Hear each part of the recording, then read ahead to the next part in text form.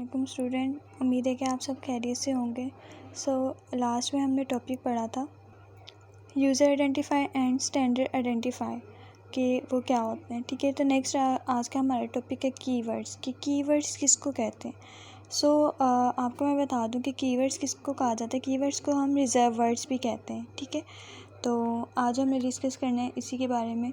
तो reserve word जो है, आप कीवर्ड्स में जो है मोस्ट इम्पॉर्टेंट क्वेश्चन है फॉर द शॉर्ट, तो आप इसको जो है वो मार्क कर लें कि मोस्ट इम्पॉर्टेंट क्वेश्चन होता है शॉर्ट के लिए, एंड इसमें से एमसीक्यूज़ भी बहुत सारे इसमें बनते हैं।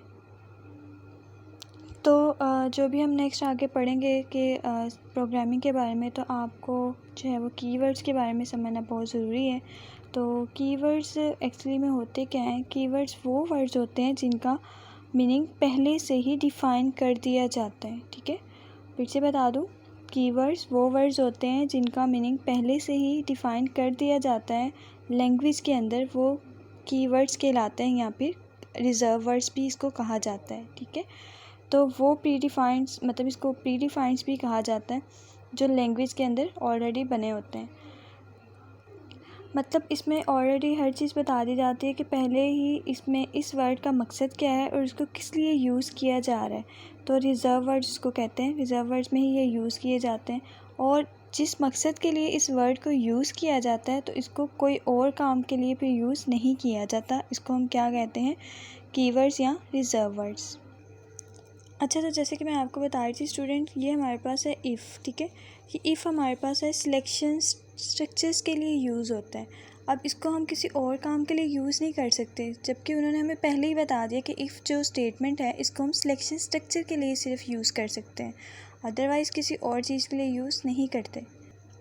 तो स्टूडेंट, इसमें मैं आपको बताती चलूँ कि यहाँ पर हमारे पास टोटल 32 कीवर्ड्स होते हैं। ठीक है, आपने ये तीनों बातें जो हैं ये मोस्ट इम्पॉर्टेंट है for the short and MCQs.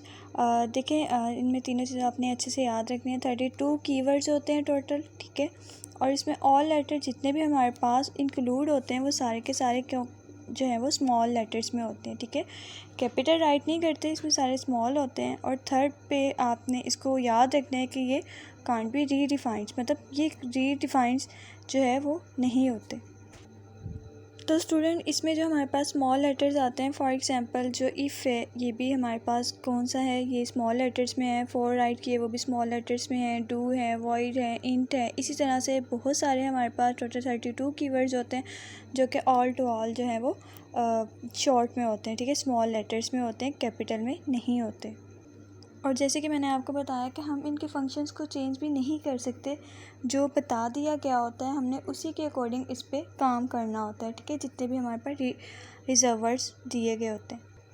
अच्छा, तो यहाँ पर मैं आपको एक और इम्पॉर्टेंट बात बता दूँ, टोटल जितने भी हमारे पास आइडेंटिफायर होते हैं, लास्ट लेक्चर में मैं आपको बता चुकी हूँ आइडेंटिफायर किसे कहते हैं। तो जितने भी हमारे पास आइडेंटिफायर होते हैं उनमें से कुछ जो हैं वो कीवर्ड्स होते हैं। ठीक है, और जो हमारे पास जो कीवर्ड्स होते हैं हम उसको रीडिफाइन नहीं कर सकते।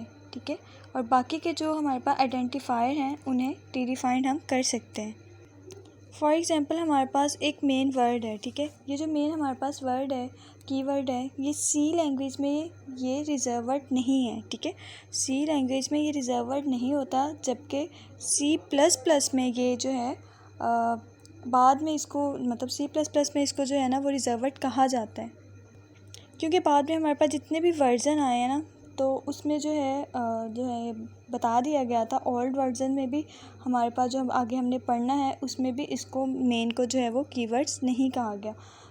इसी तरह से अगर हमारे पास एमसीक्यूज़ आ जाता है कि रिज़र्व वर्ड इसमें से कौन सा नहीं है। फॉर एग्ज़ाम्पल जैसे ये हमारे पास इफ़ है, इंटीजर है, मेन है और नन ऑफ दिस। अब इसमें से काफ़ी स्टूडेंट जो होते हैं वो नन ऑफ दिस में लगाते हैं, जबकि ऐसा नहीं है। ठीक है, इसका जो हमारे पास सही आंसर होता है वो होता है मेन हमारे पास जो है वो सी लैंग्वेज के अंदर इसको जो है वो रिज़र्व वर्ड नहीं कहा जाता, बट इसको C++ में रिज़र्व वर्ड कहा जाता है।